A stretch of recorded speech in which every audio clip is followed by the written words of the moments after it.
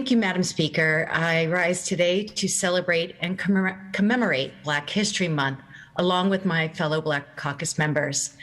As we look back to so many remarkable Black women in history, there is one common thread that strikes me that so many have fought for, and that is to lift up the voices of those getting left behind. So as we recognize our past and those who came before us and fought for justice, equity, and equality, I also want to take a moment to talk about our present and future. There are so many Black women from our Commonwealth we should be honoring this month, including those in this body. But some, those names, those stories, we'll never know. Because for so many Black women, our country's legacy of systematic racism has been dangerous and at points deadly, especially during COVID-19. We've seen this impact on our community. Black women have been in the crosshairs of COVID-19 from the very beginning. And in this pandemic, it has only been exacerbated by those existing inequities. Black women were already unpaid in upwards of $50 billion every year before COVID, and were more likely to die from undiagnosed health conditions and in childbirth, more so than our white counterparts. Now, we are unsurprisingly bearing the brunt of the crisis. Black women are on the front lines of this pandemic at work and at home. We women are more likely to be essential frontline workers. We are twice as likely to have been laid off or furloughed and have had wages reduced during this pandemic. And we're likely to get sick, be hospitalized, and die from COVID. We are also more likely to be caretakers for both our elderly parents and our families and our children who are learning from home.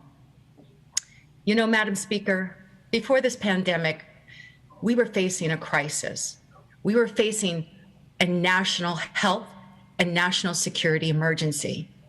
As Vice President Harris recently said, job loss, small business closings, and, lack of childcare have created a perfect storm for women workers.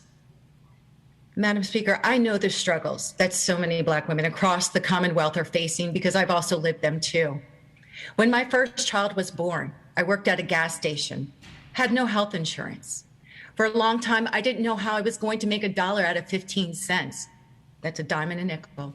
I didn't know how I was going to live or how long I was going to live because of my early childhood tragedy, losing my father to gun violence at such an early age. It set the stage for my life expectancy that I had for myself. Raising my son with no protections and very little money worried me. If I were to die, I didn't have health insurance for me or my family. Who would care for my children? Madam Speaker, I was frightened.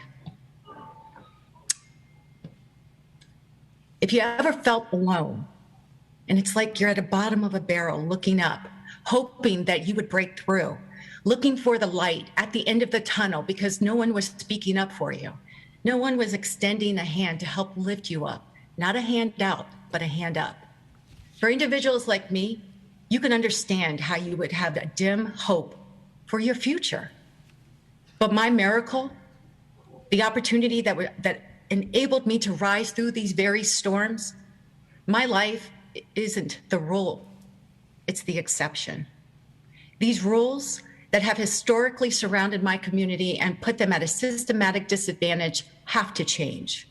Fights like mine for healthcare, housing, fair wages, and opportunity are far too common for many Black women in our Commonwealth.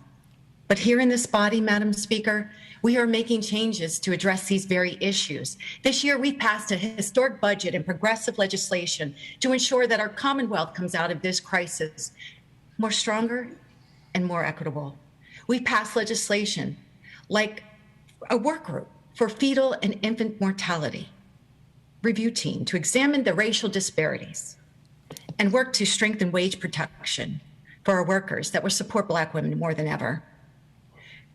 Madam Speaker, we must continue the progress and invest in these programs that will help our community the most, including increasing funding for women and minority small businesses, microloans, establishing a paid family and medical leave program, expanding access to preschool for every Virginian, and addressing the stark racial disparities when it comes to maternal and fetal mortality. I know that the House will continue, Madam Speaker, to do the great work we're doing to build a better Virginia. And I hope that as we celebrate Black History Month during this crisis, that we continue to support Black women who were hurting before the crisis and are devastated during COVID. I see you, we see you, and we're going to keep fighting for you every day. Thank you, Madam Speaker. Thank you, Delegate Ayala.